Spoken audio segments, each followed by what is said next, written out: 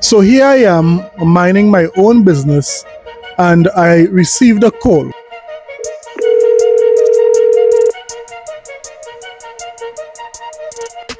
And the person on the other line said, "Did you know CONCORD released today?" And I was like, no way CONCORD released today. Because for some reason I forgot about this game. So I posted a little message on my community. Did anyone, be honest, did anyone remember CONCORD released? And this was some of the responses I got. I didn't know, but no one cares. These fools released it around the same time as Wulong. What's CONCORD? What? Wait, for real? In Snoop Dogg's voice, who? So my community was wilding over that question. But then I started to think back. Who was responsible? Who was the main man responsible for, approving CONCORD? Who was the main man for saying, you know what, we need to buy this studio? Who was the executive to say that this game was going to burn down the streets? This game would have every gamer talking. Which executive did that? Toompa, toompa, toompa dee dee. Jim Ryan have a bubble head cause he's a pony. Toompa, toompa, toompa dee dee. Jim Ryan here is smiling because he's taking your money.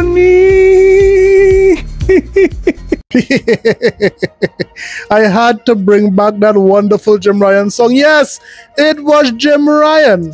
So today, let us dissect and see how it is these PlayStation guys really did not anticipate that this game would have done terrible. What did they see in CONCORD? I mean, throughout this video, you would see a B-roll of CONCORD, because if I didn't show this to you guys would have no idea how it runs, how it plays, and what's going on with it.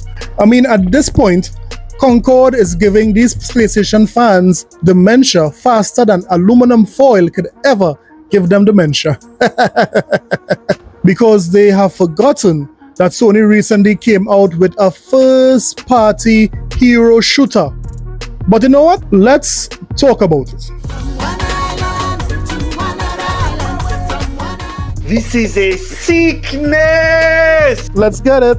So before we continue the video, guys, don't forget to hit that like button and of course, subscribe. We are just about 50 subscribers away from hitting 3,000, and I really want to thank you guys for showing your support and showing me love all this time. So once again, if this type of content interests you, we're talking about Xbox news, we're talking about Nintendo news, and of course the Sony pony salt raining from the heavens. Please consider subscribing. So let's get back to the video. I mean, how did Sony reach here? How did Sony reach to the point where they had to spend tens of millions of dollars to get this hell of a game? We are seeing that the only how Sony could get PlayStation fans to play this game is that they might have to hog tie these ponies. I hog tied her. I don't know how to hog tie people. What would I hog tie?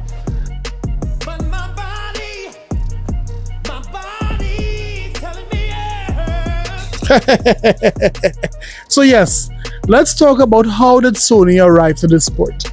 I could recall the announcement of Sony, saying that they acquired Firewalk Studios. Now, this studio had a game cooking, and when Sony and the executives there saw it, Jim Ryan and they said they had to buy this studio.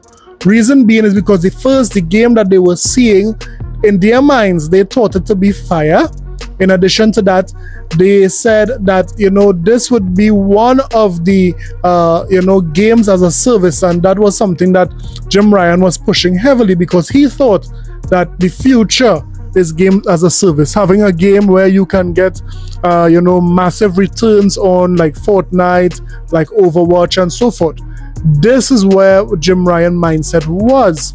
I mean, and although there were some fans who did not like the direction Sony was going with these games as a service, you know, there were a lot of Sony fans, there were a lot of ponies who were optimistic that Concord could give them the same experience as maybe Helldivers 2, and it could have the success of Helldivers 2. That was the hope of many of the Sony loyals. I mean, listen to this podcast here, how hopeful they were before Concord was released. And Concord's only going to have a couple of months, and then Marvel Rivals will come out, and I just want to see what the numbers are, to see what the reception was. It's going to be interesting, Singer. I will say this much. You're going to have a push at this launch, though, for getting probably streamers to play it. You're probably going to get Sony, you know, there's going to be influencers. And all the characters are all available. Yeah, so you'll see. Do I think you're going to see like Marvel Rivals numbers? No way. Not even close. But I do think that you'll see a larger number. Honey, you've got a big storm coming. I don't know. I just think this is one of those games that if it's not costing Sony a fortune to keep this team afloat, they're probably going to let it keep going. And listen, I use the example that everybody uses the example with me is I'll use Sea of Thieves. You know, Sea of Thieves didn't have the 50,000 people watching it on Twitch like it does now, or 25,000 people at a time. You know, that kind of took a long time for them to add content. This probably needs content. It needs more. It's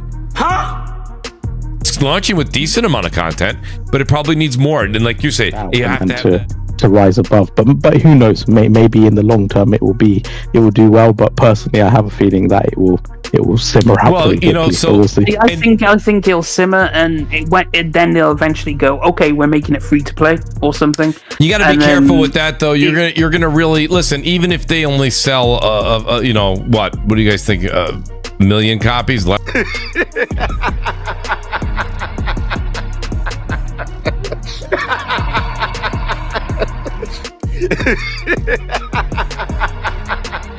Than that, I don't know.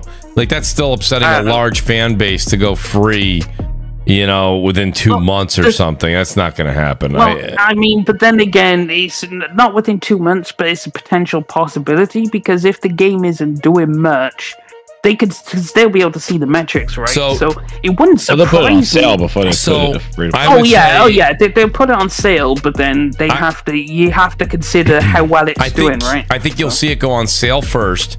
Second action is to give it to PS Plus owners for free, and then you would go free to play if really it didn't spark a fire at that point. Yes, those ponies were very hopeful that Concord could score it big amongst the community.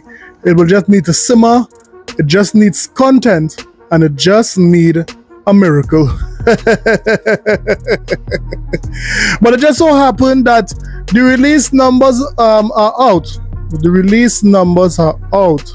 But before we look at the all-time peak of how many persons came to play Concord on Steam, let's look back at some of the, you know, not too good releases on Steam, games that did not have a high player count or all-time peak when they released day one on Steam.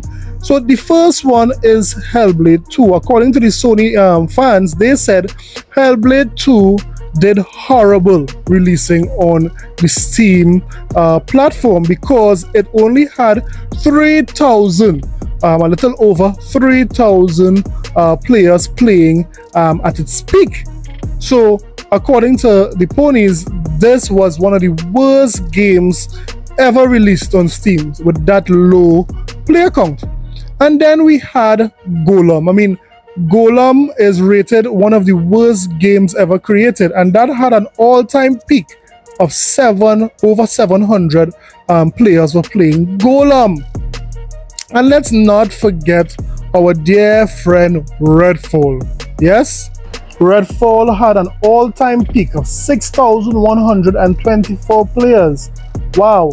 So this was, according to the Sony fans, terrible. I mean, Redfall was dragged through the mud by the general gaming public, by gaming media. It was dragged because they were saying it was the worst game they have ever seen.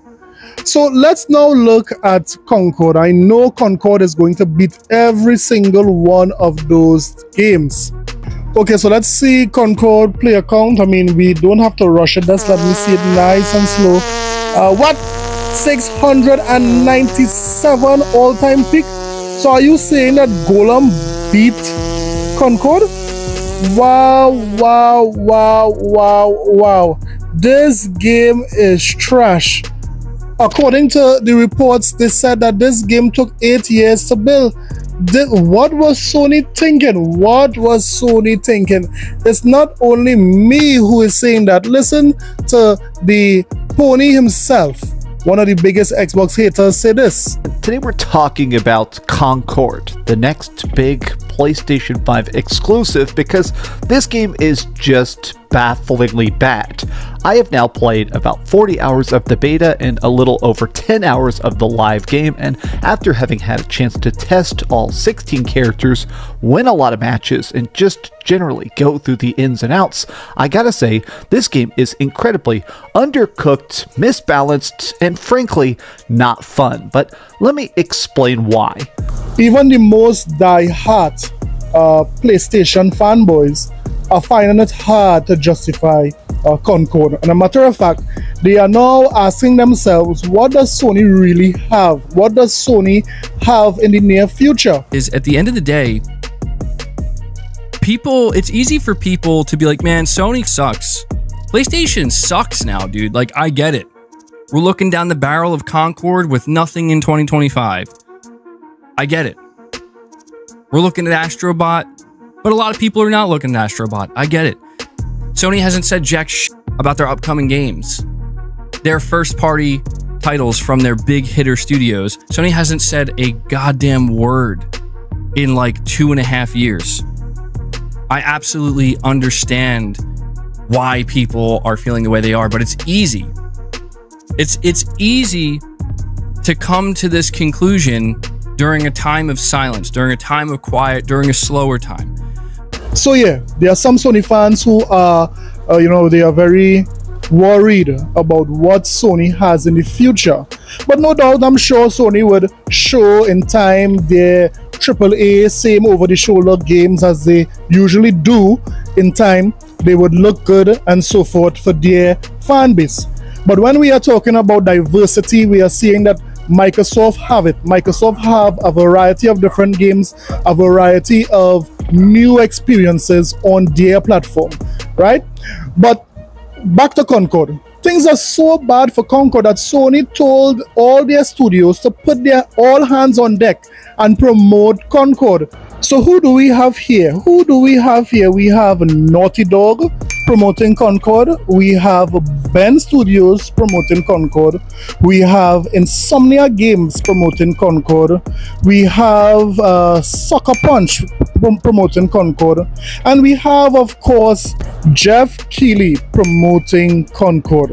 How could Jeff Keighley, someone who hosts a Game Award show, that is supposed to be neutral because he is telling the gaming community which games are the best games of the year, how he is promoting this game from Sony? Did Jeff Keighley promote Redfall, promote Hellblade 2 for the Xbox like how he's doing for PlayStation 5? It's very clear that this guy has been paid off for more than 10 years. He was the inside mole from the start, guys. Jeff Keighley is clearly supporting Sony here. But it just goes to show how terrible of a game Concord was that every one of them have to promote it. Like, if persons don't know, this game is doing horribly. Just for one more time, let's see what the player count is this morning as I'm recording this video. Wow, in real time we are seeing 261 players playing this game that just released, playing this game that should be a multiplayer, so it should have that going for it. And yet still, it can't even cross 1,000 concurrent players or all-time peak. This is horrible. Sony wasted a lot of money, wasted a lot of time. And the question is, who is going to pay for this? Who is going to pay for this big blunder? But let me know what you think in the comment sections below. Don't forget to like and subscribe for more videos. I'll see you guys in the next one. Later.